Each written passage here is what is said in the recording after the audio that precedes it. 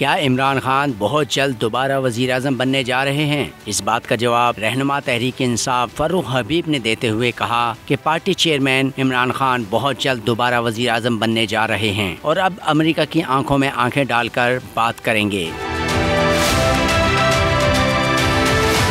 पंजाब के इलाके जंडावाला में तकरीब से खिताब करते हुए फर्रुख हबीब का कहना था कि इमरान खान ने हमेशा मुल्क की सरबुलंदी के लिए काम किया और खुलकर कहा कि वो अल्लाह के सिवा किसी और के आगे सर नहीं झुकाता। उन्होंने अक़वाम मुत्तहिदा में नामूस रिसालत सल्लल्लाहु अलैहि वसल्लम का मुकदमा लड़ा, अवाम और दुनिया भर के मुसलमानों का सर नहीं झुकने दिया। ये हुक्मरान अमरीकी गुलाम हैं जिन्हें सिर्फ बूट पॉलिश करना आते हैं। ये कहते हैं कि अमरीका उन्हें वेंटिलेटर पर ले जाएगा। अमरीकी गुलामों ने साजिश करके इमरान खान को इक़्तिदार से निकाला। आज इमरान खान इक़्तिदार में होता तो पेट्रोल महंगा ना होता।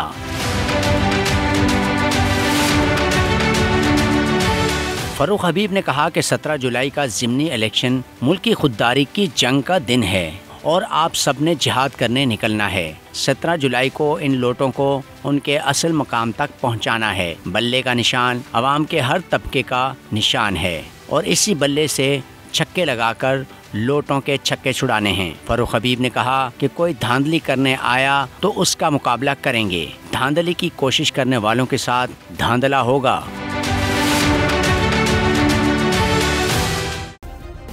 सब्सक्राइब करें और बेल दबाएं ताकि कोई खबर रह न जाए।